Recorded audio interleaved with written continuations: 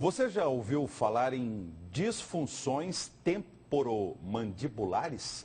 Esse problema atinge em torno de 5 a 12% da população, com prevalência maior entre os jovens e pode causar dores crônicas. No quadro Saúde em Dia de agora, nós vamos saber mais sobre essas disfunções, os tratamentos adequados para elas. Por isso, vamos conversar ao vivo com o cirurgião dentista Reinaldo Leite Martins Júnior. Bom dia, obrigado pela sua presença aqui com a gente. Bom dia, Antônio, bom dia aos telespectadores que nos assistem hoje nessa manhã. Antes de falarmos das disfunções, vamos falar das funções temporomandibulares. Quais são elas? A articulação temporomandibular é essa articulação que a gente tem aqui na frente do ouvido, é a articulação que liga a mandíbula ao crânio e ela participa de todos os movimentos mandibulares, quando nós falamos, quando nós bocejamos, quando nós comemos, movimentamos a mandíbula, essa articulação está em movimento. É como o joelho quando nós caminhamos, quando nós corremos. Então, sempre que nós mexemos a mandíbula, a articulação temporomandibular ela está em função. Até inconscientemente. Até inconscientemente. Se nós estamos dormindo, nós estamos mexendo a boca, ou nós estamos rangendo, nós estamos respirando, a articulação está mexendo. Quando que essas funções se tornam disfunções? Quando nós estamos com alguma dificuldade de movimentação, quando nós não conseguimos abrir a boca, quando nós não conseguimos fechar a boca. Você sempre tem uma história de um paciente, de um parente idoso que abriu a boca, travou e tem que ir para o hospital, etc. Ou quando essas funções são realizadas com dificuldade ou com dor. São as pessoas que não conseguem mastigar alimentos mais duros, que quando abrem a boca você tem sons articulares do tipo crepitação ou estalido, ou quando elas fazem essas funções com dor. As pessoas que não conseguem mastigar, não conseguem terminar de mastigar os alimentos porque tem muita dor. Podemos falar em causas das disfunções temporomandibulares? Nós não temos causas únicas, né? Mas um dos principais fatores de risco que já estão identificados são as parafunções diurnas. São as pessoas que apertam os dentes durante o dia.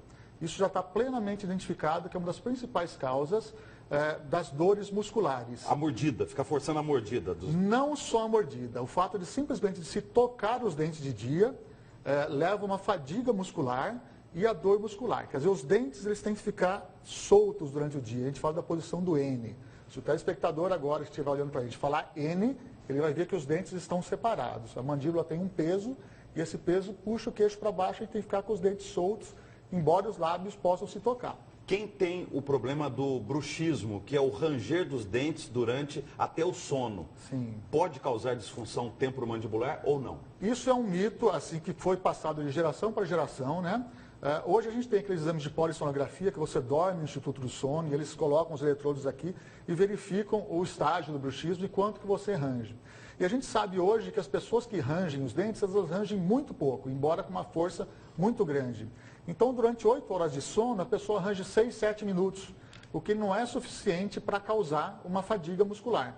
Então, a gente sabe hoje que o bruxismo em vigília, que é aquela que aperta o dente o dia todo, é muito mais importante para a disfunção temporomandibular do que o noturno. Um acidente, um trauma na região da face pode causar disfunção temporomandibular? Pode, principalmente por trauma na articulação em si. Então, um soco no queixo, uma pancada, um trauma na articulação, você pode causar um deslocamento de disco, um trauma, uma artrite traumática na articulação. O senhor falou em soco, o senhor falou em choque, isso aí, por exemplo, vamos pegar o esporte. Sim. Lutas marciais, por exemplo, com todas as proteções, pessoas usam luvas, usam protetor facial, isso pode causar uma disfunção temporomandibular ou não? Pode causar, porque assim, a maioria dos protetores protege, por exemplo, os dentes, etc. Mas a pancada, por exemplo, no queixo, ela vai transmitir uma força para dentro das articulações. Então isso daí, não só uma pancada forte, mas aquelas micropancadas que você tem o tempo todo, elas podem causar danos pelo excesso de carga na articulação. Tratamento, terapia para disfunções temporomandibulares. Na maioria dos casos, o tratamento é simples, mas não é fácil. E o principal, assim, antes de cada tratamento, e o que é confuso e o que é complicado, é o diagnóstico. Nós temos um monte de coisa que pode causar dor nessa região.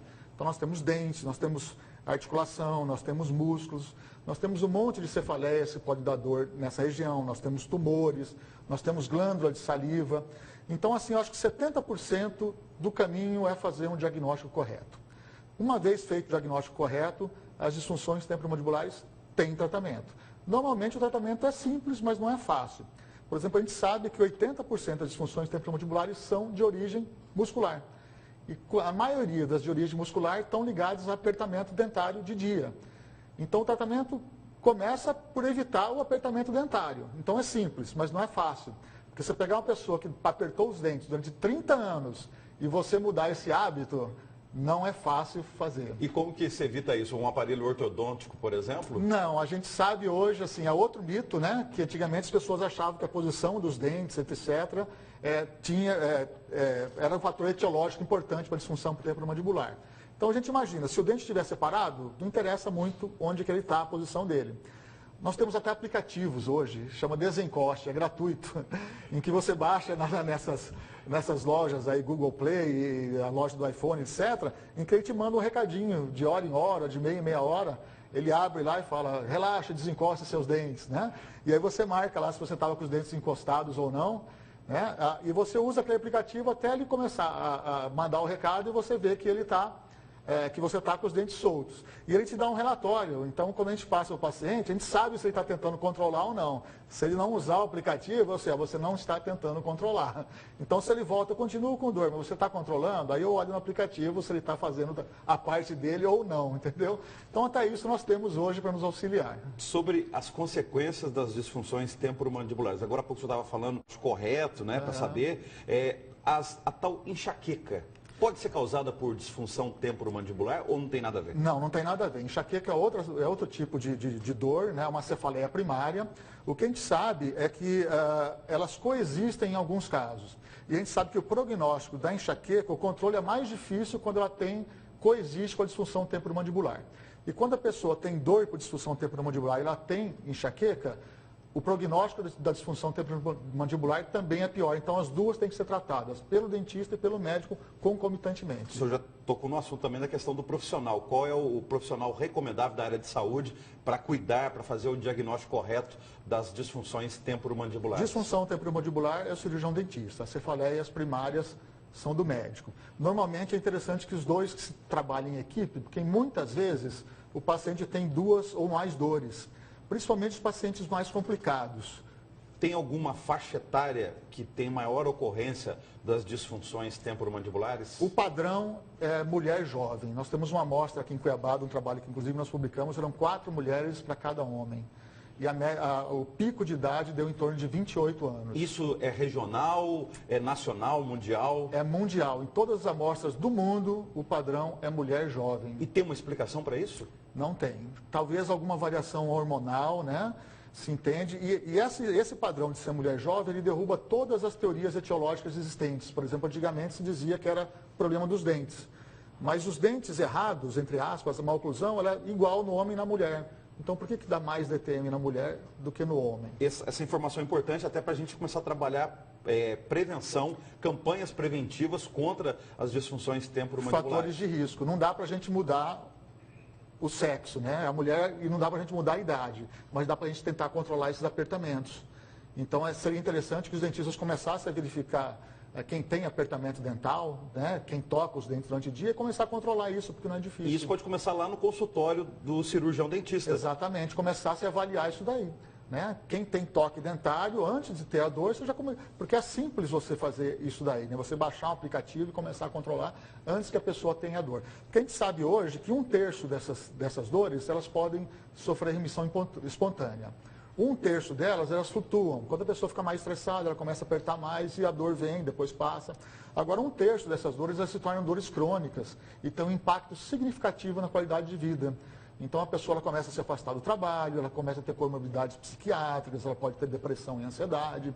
Então, esse 1/3, né, ele tem um impacto muito grande na qualidade de vida e começa a tomar conta da dor. Começa a tomar conta da vida da pessoa naquele aspecto de dor crônica mesmo. Então, se torna muito importante fazer a prevenção nesses casos. Muito obrigado pela entrevista. Estou à disposição. Até uma próxima. Obrigado.